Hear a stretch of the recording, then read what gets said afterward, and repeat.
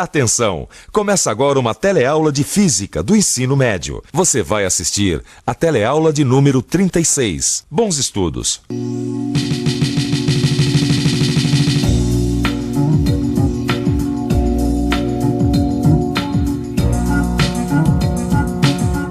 A eletricidade sempre causou temor e curiosidade nos seres humanos. Hoje em dia, depois de muitos séculos de estudo e pesquisas, o homem passou a entender um pouco melhor esse fenômeno da natureza. E a eletricidade faz parte da nossa vida cotidiana. Aliás, é de se perguntar mesmo como é que nós podemos passar tanto tempo sem a comodidade que o seu estudo tornou possível. Bom, a partir da nossa teleaula de hoje, a eletricidade será o nosso principal objeto de estudo. Você vai ficar sabendo como os antigos interpretavam os fenômenos elétricos e a sua relação com os fenômenos magnéticos. Vai conhecer a distinção entre eletricidade e magnetismo. Vai aprender como carregar eletricamente um objeto e conhecer aparelhos como o pêndulo eletrostático. E agora preste muita atenção porque a nossa teleaula está apenas começando.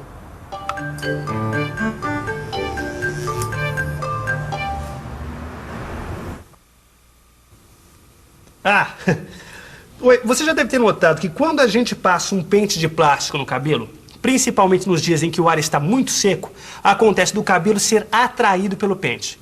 Eu sempre quis saber o que acontece, o que está por trás desse fenômeno. E, na verdade, essa curiosidade é bem antiga. Um filósofo chamado Thales também observou essa capacidade que certos materiais possuem de atrair outros. Na verdade, ele fez algumas experiências com o âmbar, que é uma resina amarelada produzida pelas árvores. Thales notou que quando atritava um pedaço de âmbar num pedaço de couro macio, o âmbar era capaz de atrair objetos leves, como penas ou pedaço de palha. Exatamente como o pente de plástico faz com o fio de cabelo. Enfim, ele notou que quando o âmbar é atritado, ele adquire eletricidade. E o nome eletricidade vem dessa época, pois elétron significava exatamente âmbar em grego antigo. Durante quase 2000 anos, o âmbar reinou sozinho como a única substância conhecida capaz de atrair pequenos objetos quando atritada, ou seja, quando friccionada. Nos anos de 1600 da nossa era, o inglês chamado William Gilbert notou que essa característica do âmbar era semelhante ao ímã, atraindo pequenos pedaços de ferro. Aí ele construiu um aparelho com os princípios da bússola e batizou esse aparelho de versório, que em latim significa direção. Este aqui é um versório feito a partir de materiais do nosso cotidiano. Esse versório é feito com uma tira de lata de refrigerante. Esta tira é dobrada e equilibrada num alfinete, que por sua vez está espetado numa rolha. Só que esse alfinete é espetado antes e a sua ponta deve estar para fora da rolha. E é importante saber que essa agulha não é feita de material magnético, de forma que não possa ser atraída por um ímã, por exemplo. E com esse simples aparelho, Gilbert descobriu outras substâncias que se comportam como o âmbar. Isto é, são capazes de adquirir eletricidade quando atritadas. Em outras palavras, são materiais eletrizáveis. Tem uma outra coisa que o Gilbert descobriu que eu achei interessante. As atrações magnéticas e as atrações elétricas eram diferentes. Ou seja, um ímã não atrai a agulha de um versório, mas atrai a agulha de uma bússola. Agora, um corpo eletrizado, que é justamente o assunto da nossa teleaula de hoje, atrai as duas agulhas. Bom, voltando então àquela história do pente do cabelo. Hoje em dia nós conhecemos uma quantidade enorme de substâncias que podem ser eletrizadas quando atritadas com outras. E os plásticos são os melhores representantes disso. A atração do cabelo pelo pente de plástico é um fenômeno elétrico, enquanto que entre um ímã e o cabelo não existe atração alguma, nem magnética, nem elétrica. E o estudo dos corpos eletrizados recebe o nome de eletrostática. Você não quer ficar por dentro de como se constrói um aparelho desses?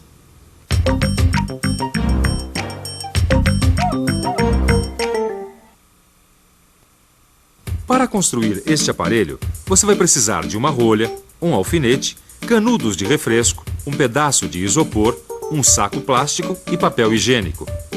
Espete o alfinete na rolha, deixando a ponta para fora.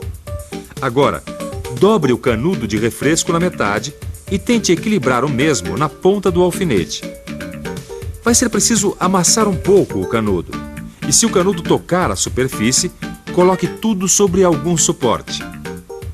Retire o canudo e atrite uma de suas extremidades com papel higiênico. Faça do seguinte modo: segure o canudo, envolva o mesmo com papel higiênico, aperte firmemente o papel e puxe. Repare agora que quando você aproxima o dedo do canudo, ele vai ser atraído pelo dedo. Se você atritar outro canudo com o papel higiênico e aproximar do canudo suspenso, este vai ser repelido. O que significa que corpos carregados eletricamente podem atrair um corpo neutro e podem atrair ou repelir um outro corpo carregado. Atrite agora o pedaço de isopor com papel higiênico. Depois, aproxime o isopor do canudo. Veja que o canudo é atraído. Agora, atrite o isopor com o saco plástico. Olhe só. Agora, o isopor vai repelir o canudo.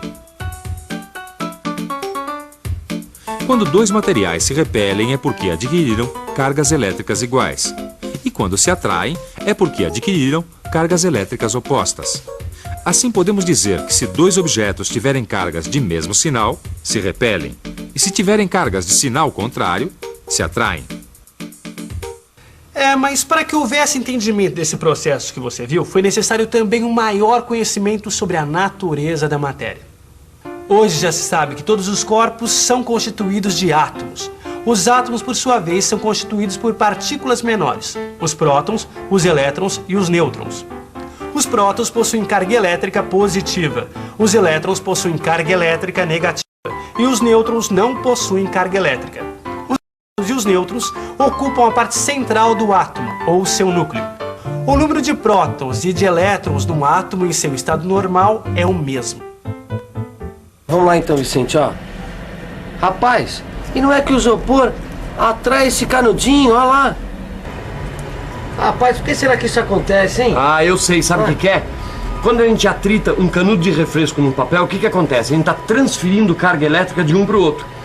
E como as cargas elétricas de maior mobilidade no átomo são os elétrons, são eles que são deslocados nesse processo. Ah, agora eu já entendi, rapaz. Então quer dizer, quando a gente atrita o canudo no papel, uma quantidade de elétrons se transfere do papel para o canudo. Exatamente. E o canudo fica, portanto, com um excesso de carga negativa, enquanto o papel fica durante um tempo carregado de carga positiva, entendeu? A gente diz durante um tempo porque todo corpo carregado tende a atrair carga do sinal oposto àquela que ele tem em excesso. Aí volta a ser neutro. Ô Vicente, que tal então a gente fazer uma nova experiência? Vamos tentar, deixa eu ver... Ah, com um pedaço de metal. Vamos. Vamos lá? Olha lá.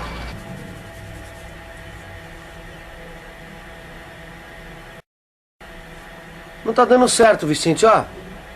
Vem cá, você sabe por que não tá dando certo com metal? Ih, rapaz. Agora você me pegou, viu? O que acontece é que os metais conduzem bem a eletricidade. E nós também, o nosso corpo conduz bem a eletricidade. Então, mesmo que conseguíssemos arrancar alguns elétrons durante o processo, essas cargas seriam neutralizadas quase que imediatamente. Certo. Elas acabariam indo para a Terra, não é? Isso mesmo. E assim como existem materiais que conduzem bem a eletricidade, existem os maus condutores, ou isolantes. O canudo de refresco é um bom exemplo de isolante. Eu já sei onde você quer chegar. Seria impossível carregar uma folha de metal nas nossas mãos, pois as cargas iriam diretamente para a Terra. Já segurando o metal com isolante... Aí sim nós vamos conseguir. E agora, hein, Vicente? Ah, eu já sei. Eu já sei como é que a gente pode carregar essa placa de metal. Quer ver? Tem uma fita crepe aí? Pera Dá aí. uns 2 pedacinhos de crepe tá aqui pra mim. Tá na mão, ó. Quer ver, ó? Vamos aqui, prender esse canudo aqui. Quer ver? Agora vem cá, como é que nós vamos sustentar esse aparelho aí, Vicente? Esse que é o problema. Esse que é o negócio, viu? Deixa eu prender o canudo. O bom era a gente ter uma massinha de modelar, alguma... Ah, uma batata! Ah, tá na mão aqui, ó. Tem uma batata? Ó, a batata aqui, ó, tá na mão. Perfeito, quer ver? Ó. Isso, dá um palito aqui. Te põe aqui na batata. Aí, ó. Pronto. Agora eu pego esse outro canudo aqui, ó, e eu vou carregar ele por atrito no papel e passar na placa metálica, sem encostar a mão, tá vendo? Ah, já entendi, Vicente. O canudo vai passar algumas cargas para a placa metálica. A placa metálica e o canudo vão ficar com a mesma carga. Ah, peraí, agora vamos verificar se isso daí vai dar certo mesmo usando aquele nosso outro aparelho? Exatamente. Quer ver, ó?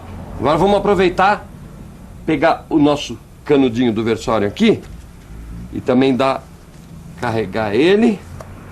E agora vamos aproximar a placa metálica desse canudo e vamos ver o que acontece. Ah, tá lá. Vamos ver, vamos ver.